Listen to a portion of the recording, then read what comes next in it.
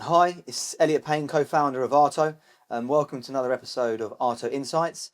In this episode, I'm joined by the lovely Rebeka Arnodova.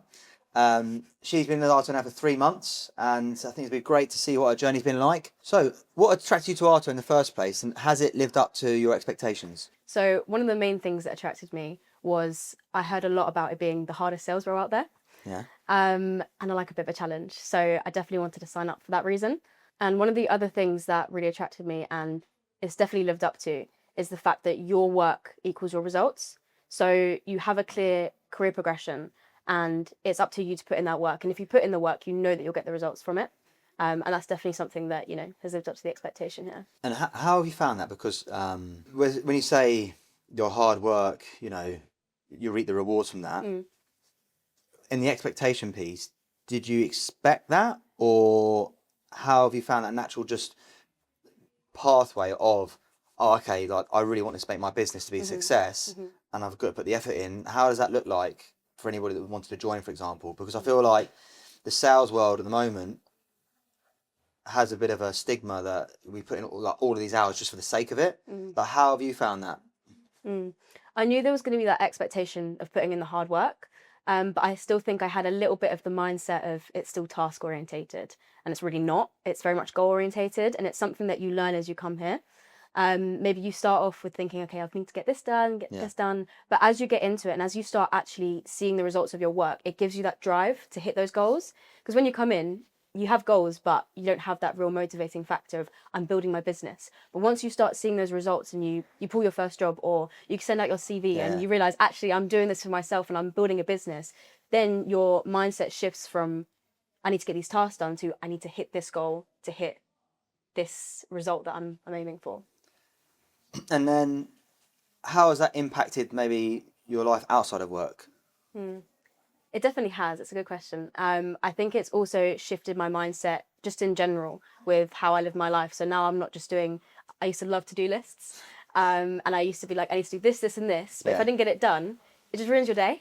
So now I've changed it to like, okay, what do I actually want to achieve out of today? Yeah. And then work backwards. How do I get there? And that's something that this place has taught me. And I've now transferred into my life as well. Maybe a bit of a premature question because you've only been here 3 months, but in that first period, what would you say is your proudest achievement so far? I wouldn't say it's premature because there's a lot to be proud of in your first few months because they're definitely the hardest. So for me personally, I think it's just my firsts of everything. So my first client meeting, my first CV sending, my first job pulling. Like every time you do something for the first time, it's incredible. And again, like I said, it gives you that drive to do it again and again because you get that dopamine hit. But I think also just diving straight into it. I didn't have the initial training academy that everyone normally gets, getting it now, but I ended up kind of just getting the training, but also being thrown into the deep end, which I think actually worked really well for me. So I'm proud of getting stuck into it. And could you elaborate on that, please? Because typically we would hire in waves so that we've got an academy of people that can bring a cohort, learn together, share. And obviously yourself, it was quite unique that obviously you started on your own, so we waited. And so, you've had the period before an academy. If, for example, this happened to someone else, what advice would you give to them? I'd say just run for it. Yeah. And just go for it. Because I think having the experience on the floor now has given me that foundation. So as I'm going into training, I know what they're talking about and I know what they're teaching me about. Yeah. So it's like, it's just cementing what I already know and it's giving me the experience. And now I've got the questions to ask. Because when you're in training, if you don't know anything, it's just like you're asking questions because you don't understand terminology or you don't understand what this means. But now going into training, because I've got the experience, I can go, well, when this happens, what do you do then? So my advice would be just run at it, get the experience in under your belt, and then use that to fuel your training in academy. Do you think at times you ever maybe felt a bit of imposter syndrome, the fact that you're not just young, but you're the newest here, everyone is speaking this lingo, they've been here for years and they know their market like the back of their hand, they're having these conversations which you might be looking at thinking, oh my God, how do they do that? Did you ever have those feelings, and if so, how did you like get over them to do what you said and run by it and all ask those questions? 100%. I had that imposter syndrome, thinking, what am I doing sat here? Being the only one who doesn't know what they're doing. But it also gave me that drive because I was surrounded by everyone who knew what they was talking about. I felt like I now have to know what I'm talking about. So it wasn't like I had that safety net of, I'm like, I can chill with people who don't know what they're doing. No, I was like, I'm here. Everyone knows what they're doing. I need to know what I'm doing. So it gave me a bit more of and also a chip on my shoulder. Like, I'm the youngest in the room. I have to prove myself. So actually, rather than setting me back, it pushed me forward. Okay. And you recently won an award at our quarterly presentation, voted from all of your peers. How did that make you feel? It was incredible. I was so surprised because as much as I love the team and I think, I've had a good first impression here, the fact that everyone kind of looked at me to say, you know what, she's made an impact here. It just encouraged me, and it also showed me the kind of environment I'm working with. Like that support that you have here. Everyone's kind of pushing you on, encouraging you. And it was quite a warm, welcoming feeling. Amazing. No, you completely deserve it. Thank you. So going on, you said about the environment here. If you were to, again, describe it either in 3 words or a bit longer, what would you say? I think I've probably covered it, but to put it into 3 words, I'd say energy, unity, and drive. I think just the energy of coming in every day and everyone's buzzing to get going. One person gets a win, and now it's like it starts to domino effect. Now this person gets a win, this person gets a win, and you're all encouraging each other, and the energy stays high. But also there's that level of unity where if maybe it's not been the best day, everyone's there supporting each other and pushing each other and driving each other to have a better day the next day. So you have that real balance of drive, but also support underneath as well. And have you got an example of a moment that stands out? I think typically when we sort of the culture or environment, we look at maybe incentives and we had that day out here or we did that. But in the office, is there a standout moment where you said like someone got a win and everyone was just so happy? Or because some people have go through tough times and they're trying to, place candidates, it doesn't go on for a little while or whatever, and they get themselves out that hole. But what example would you give that's a standout moment in terms of that togetherness, that unity in the office? There's so many because it happens every day, so it's hard to pick one. But a recent one was when one of our colleagues went through quite a bit of a surprising low with one of his job placements. And it was something that I'd never heard of before, and it seemed to be quite a shock. But everyone was there to support, and the fact that he turned it around within like a day kind of reinforced to me that, oh wow, like the people here, they know what they're doing, and the support he got, and then also the encouragement he got, the mentions that he got, everyone supporting him, cheering him on. Too right, Which is fair enough, considering the work he did was incredible. Just really showed me that the family here are here for the lows and the highs. But again, I could list basically something every day for that question. Nice. You didn't go to university, and so this is your first job. It is, yeah. What has surprised you about ARTO so far? It's a good question. I think, especially in terms of the corporate world, how close everyone is, especially with people like yourself and the directors.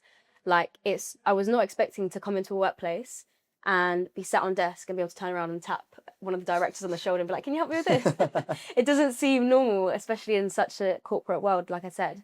But I think it just reinforces the kind of culture that you guys have created here, that there is that level of we are a family here together.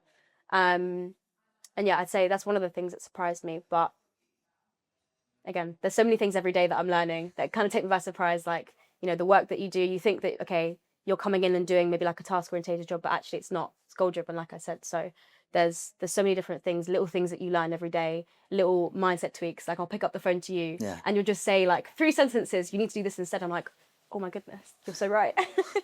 Brilliant. What advice would you give to someone now that's starting at ARTO? My advice would be, 1, you have to want it, and 2, you have to run for it. You can't walk into this job lackadaisically and just say, I'm going to turn up for a 9 to 5 and just sit at my desk and do the work, because you won't get results. And like I said, it's about your hard work equaling your results. So you have to really want it. You have to have a why behind everything you do that will motivate you and fuel you. And if you have the want and you have the drive to run, you'll do well. Amazing. Obviously, we're 3 months into our financial year. So Q2's just started. If you were to go to November the 1st and the year is completed, what would a successful year look like for you in your first year at ARTO? I'd definitely say pulling and closing my first 360 deal, Mm-hmm. because as much as 180 deals are amazing, so obviously when someone else pulls from a client and you place the candidate, that's incredible. Like you've worked together as a team. There's nothing, I can imagine there's no better feeling than doing the whole thing yourself. So Yeah. you've literally birthed the client yourself, you've created the job, and you've placed the candidate. So that's something that I want to achieve. And then as a result of that, and a result of many more, hopefully hitting principal consultant. I have that goal in mind. I've got it on my laptop, principal Yeah. consultant.